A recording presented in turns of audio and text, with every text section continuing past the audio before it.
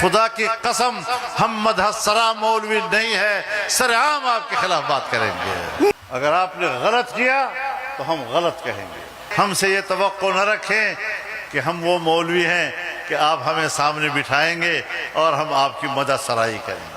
اپنی آزادی اس پر سودا نہیں کرنا، اپنے دین پر ہم نے سودا نہیں کرنا۔ امریکہ جس چیز کو خطرناک سمجھے ہمارا حکمران اس کو خطرناک سمجھتا ہے۔ اگر امریکہ شریعت کو خطرناک سمجھتا ہے تو پھر ہمارا حکمران بھی اس کو خطرناک سمجھتا ہے۔ اب آپ مجھے بتائیں، لندن میں ایک میئر لندن کا کامیاب ہوتا ہے، وہ مسلمان، عادی مسلمان، پڑھا لکھا ایک مسلمان۔ اب لندن میں ہو اور بلدیاتی میئر ہو، وہ لندن میں کیا شریعت لائے گا، کیا شریعت اس کا مقصد ہوگا؟ بس انتظامی معاملات اس کے ذمہ ہوں گے، فنڈز ان کے ذمہ ہوں گے۔ شریعت کے حوالے سے اس کو کیا تصور ہے، کیا سوچ ہے؟ لیکن ٹرمپ کہتا ہے کہ میں اس سے نفرت کرتا ہوں، وہ شریعت کی بات کرتا ہے۔ اب نفرت کرنے کے لیے بھی بہانہ چاہیے اس کو، اور بہانہ کیا کہ شریعت جرم ہے اس کے لیے۔ اب جس عہدے کا شریعت کے نظام سے تعلق ہی نہیں ہے، جس عہدیدار کا شریعت نافذ کرنے سے کوئی واسطہ ہی نہیں ہے، محض ترقیاتی کام اور انتظامی امور کچھ ہوں گے، جس پر وہ پیسہ خرچ کرنے کا اختیار رکھتا ہوگا، لیکن چونکہ وہ مسلمان ہے، صرف مسلمان ہونا اس پر لفظ چڑھا دیتا ہے کہ وہ شریعت لگاتا ہے۔ میری نفرت اس لیے ہے، مطلب یہ کہ یہ اظہار کر رہا ہے کہ میں شریعت سے نفرت کرتا ہوں۔ اب اگر وہ نفرت کرے گا تو ہم بھی بتا دینا چاہتے ہیں کہ ہم بھی پھر تجھ سے نفرت کرتے ہیں، اور اپنے حکمرانوں کو بتانا چاہتا ہوں کہ اگر اپنی قوم میں مقبول ہونا چاہتے ہو، اپنی قوم کے لیے قابل قبول ہونا چاہتے ہو، امت مسلمہ کے لیے قابل قبول ہونا چاہتے ہو، تو مغرب کی پیروی مت کرو، دین اسلام کی پیروی کرو۔ لگتا ایسا ہے کہ ہم آج اس زمانے سے گزر رہے ہیں کہ جس زمانے کے بارے میں جناب رسول اللہ صلی اللہ علیہ وسلم نے فرمایا لَتَتَّبِعُنَّ سُنَنَ مَنْ قَبْلَكُمْ شِبْرًا بِشِبْرٍ وَذِرَاعًا بِذِرَاعٍ حَتَّى لَوْ دَخَلُوا جُحْرَ ضَبٍّ تَبِعْتُمُوهُمْ قالوا یا رسول اللہ اليہود والنصارى قال فمن؟ کہ ایک زمانہ آئے گا جب تم پچھلی امتوں کی پیروی بالشت بالشت اور قدم قدم اس طرح کرو گے کہ اگر وہ گوہ کی غار میں گھسنے لگے تو تم وہاں بھی ان کے پیچھے گھسنے کی کوشش کرو گے۔ یہ آج کل ہمارے حکمرانوں کے رویوں سے یہی چیزیں سامنے آ رہی ہیں، اور ان چیزوں کو وہ حکمت اور مصلحت سے تعبیر کرتے ہیں۔ حکمت اور مصلحت یہ بڑے خوبصورت نام ہیں۔ ہم جب قرآن پڑھتے ہیں تو ہر جگہ ہمیں ملتا ہے الکتاب والحکمہ، الکتاب والحکمہ، الکتاب والحکمہ، ہر جگہ ہمیں کتاب و حکمت کا لفظ ملتا ہے۔ وَمَنْ يُؤْتَ الْحِكْمَةَ فَقَدْ أُوتِيَ خَيْرًا كَثِيرًا، اور جس کو حکمت کی نعمت مل گئی اس کو بہت زیادہ خیر مل گیا۔ اب یہی حکمت جب آپ حدیث کی دنیا میں آتے ہیں، جناب رسول اللہ صلی اللہ علیہ وسلم کی دنیا میں آتے ہیں، تو وہاں پر الکتاب والسنہ، وہ سنت بن جاتی ہے۔ تو رسول اللہ صلی اللہ علیہ وسلم کی سنت یہ ہے وہ حکمت جس کا ذکر اللہ اپنی کتاب میں اپنی کتاب کے ساتھ کرتا ہے۔ تو دین اسلام کو فروغ دینا، دین اسلام کی حاکمیت دینا، یہاں پر قانون سازیاں ہوتی ہیں، خلاف شریعت قانون سازیاں ہوتی ہیں۔ ایک دفعہ میرے پاس پرائم منسٹر صاحب آئے تھے تو میں نے ان سے کہا یہ کیا کر رہے ہو تم لوگ؟ تمہیں اللہ پر ایمان ہے، تمہیں رسول اللہ صلی اللہ علیہ وسلم پر ایمان ہے، آپ کی ختم نبوت پر تمہیں ایمان ہے، تم اس کا اقرار کرتے ہو، پھر بھی آپ کو یہ خیال نہیں کہ اللہ تعالیٰ کیا کہہ رہا ہے آپ کے بارے میں۔ ما كان لمؤمن ولا مؤمنة إذا قضى الله ورسوله أمرا أن يكون لهم الخيرة في أمرهم۔ کسی مؤمن مرد اور کسی مؤمن عورت اگر اللہ اور اس کا رسول کسی معاملے میں فیصلہ دے چکے، اس میں سرمو تبدیلی کا اختیار نہیں ہے تمہارے پاس۔ جب قرآن کریم صراحتاً اعلان کرتا ہے کہ اللہ اور اس کے رسول کے فیصلوں کے بعد تمہیں اس میں تبدیلی کا کوئی اختیار نہیں ہے، ہم کون ہوتے ہیں؟ اسلامی جمہوریہ پاکستان، اسلامی جمہوریہ پاکستان کا آئین جو کہتا ہے کہ حاکمیت اللہ رب العالمین کی ہے، جو کہتا ہے کہ اسلام پاکستان کا مملکتی نظام ہے، جو کہتا ہے کہ قرآن و سنت کے تابع قانون سازی ہوگی، جو کہتا ہے کہ قرآن و سنت کے خلاف کوئی قانون سازی نہیں ہوگی۔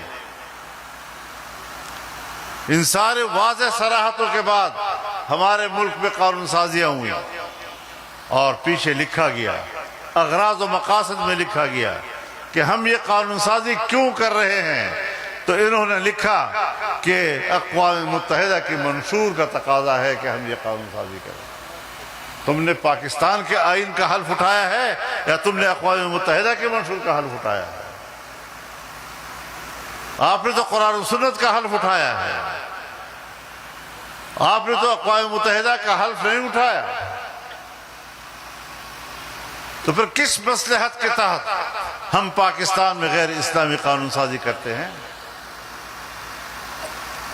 میرے محترم دوستو، ہمارے کسی ذات سے لڑائی نہیں ہے۔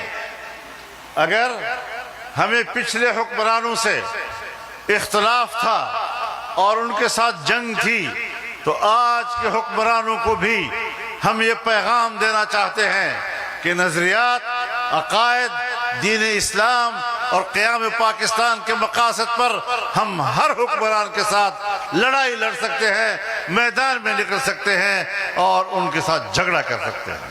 نعرہ تکبیر! جمعیت علماء اسلام، قائد جمعیت مولانا فضل الرحمان۔ میرے محترم دوستو، پچھلے سال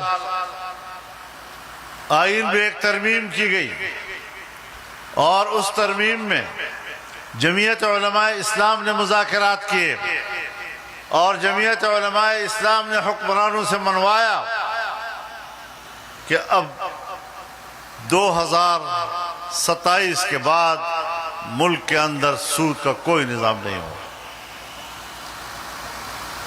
ہمیں نظر آنا چاہیے تھا کہ سود کے خاتمے کے لیے کام ہو رہا ہے، مختلف شعبے کام کر رہے ہیں، بینک کام کر رہے ہیں، لیکن اس حوالے سے بھی ہمیں کوئی پیش رفت نظر نہیں آ رہی۔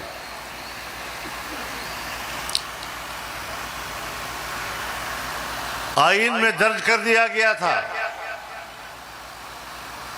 کہ وفاقی شرعی عدالت کا فیصلہ مؤثر ہوگا، اس کے خلاف اگر اپیل کی جائے گی 1 سال کے اندر اندر اس اپیل پر فیصلہ آنا چاہیے، اور اگر نہ آیا تو شریعت کورٹ کا فیصلہ مؤثر ہو جائے گا خود بخود، بجائے اس کے کہ ہم شرعی عدالت کے فیصلوں کو طاقتور بنائیں، شرعی عدالت سے عدالت کی بلڈنگ ہی چھین لی گئی۔ اب وہ بیچارے جگہ جگہ پھر رہے ہیں کہ ہمیں بیٹھنے کی تو جگہ ملے۔ ہم نے آئین میں یہ بات ڈلوائی تھی کہ اسلامی نظریاتی کونسل کے سفارشات یہ بحث کے لیے ایوان میں پیش کیے جائیں گے۔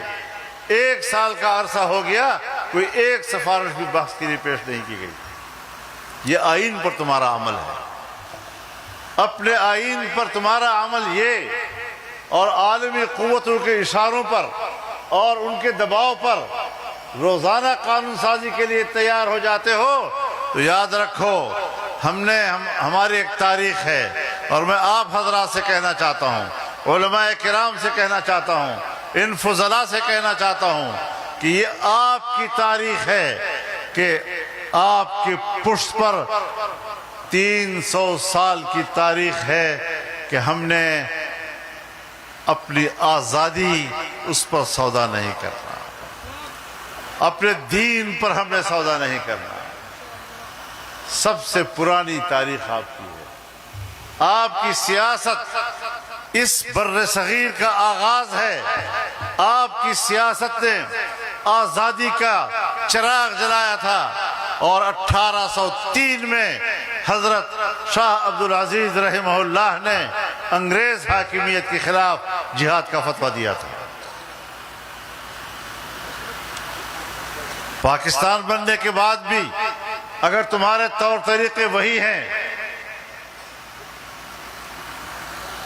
انگریز اور مغرب کی پیروی کا تمہارے اندر وہی زہر موجود ہے، تو پھر یاد رکھو کہ اس طرح کی حاکمیت کے خلاف جہاد لڑنے کے جراثیم ہمارے اندر بھی زندہ ہے۔ نعرہ تکبیر، لبیک لبیک لبیک لبیک۔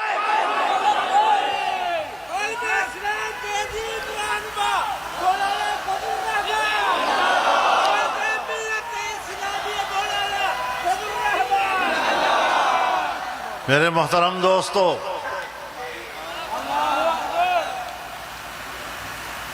یہ نظریات واضح ہیں۔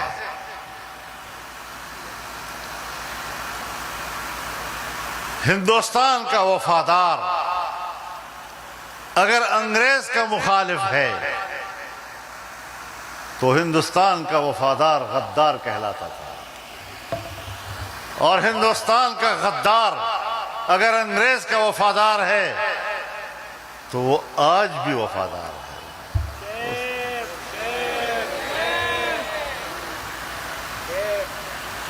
آج بھی اگر آپ اسٹیبلشمنٹ کے ہر اشارے پہ سلام کرتے ہیں، چاہے پاکستان سے آپ کو کتنی محبت کیوں نہ ہو، لیکن محبت کا پیمانہ یہاں کی اسٹیبلشمنٹ کی خوشامد کرنا ہے، ورنہ آپ کی پاکستان کی وفاداری بھی قبول نہیں ہے۔ تو ہم بھی بتا دینا چاہتے ہیں کہ ہم اس کو دشمن نہیں سمجھتے، بیوروکریسی کو دشمن نہیں سمجھتے، ہم آپ کو پاکستانی سمجھتے ہیں۔ آپ ہماری پاکستان کی وفاداری کو قبول کریں، آپ ہمارے پاکستان کی دوستی کو قبول کریں۔ اگر آپ نے غلط کیا تو ہم غلط کہیں گے، کیونکہ اللہ رب العزت نے مسلمان کو جو نام دیا ہے، شہداء علی الناس، لوگوں پر تم گواہ ہو۔ شہداء جمع ہے شاہد کی، اور شاہد کہتے ہیں گواہ کو، اور گواہ وہ ہوتا ہے کہ جو چیز اپنی آنکھوں سے دیکھتا ہے زبان سے اسی طرح کہتا ہے۔ اگر ہم تمہیں اسلام کے خلاف کردار ادا کرتے ہوئے دیکھ رہے ہیں، خدا کی قسم ہم مدح سرا مولوی نہیں ہے، سرعام آپ کے خلاف بات کریں گے۔ نعرہ تکبیر۔ ہمیں اللہ نے گواہ کا نام دیا ہے، تو پھر جو چیز نظر آئے گی اسی طرح بیان کریں گے۔ ہم سے یہ توقع نہ رکھیں کہ ہم وہ مولوی ہیں کہ آپ ہمیں سامنے بٹھائیں گے اور ہم آپ کی مدح سرائی کریں گے۔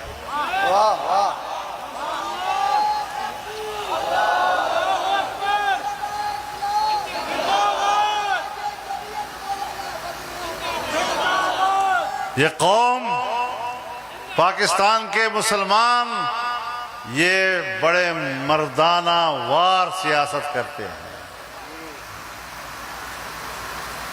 تو یہ سب مرد ہیں، مردوں کی طرح لڑنا ہے، نہ خواجہ سراؤں کی طرح لڑنا ہے، نہ مدد سراؤں کی طرح لڑنا ہے۔ انشاءاللہ العزیز یہ مدارس بھی رہیں گے، جمعیت علماء اسلام بھی رہے گی، اس میدان میں اپنی جدوجہد کو آگے بڑھائیں گے اور انشاءاللہ العزیز پاکستان کو ایک کامل اور مکمل اسلامی ریاست بنائیں گے۔ اللہ تعالی ہماری جدوجہد کو قبول فرمائے۔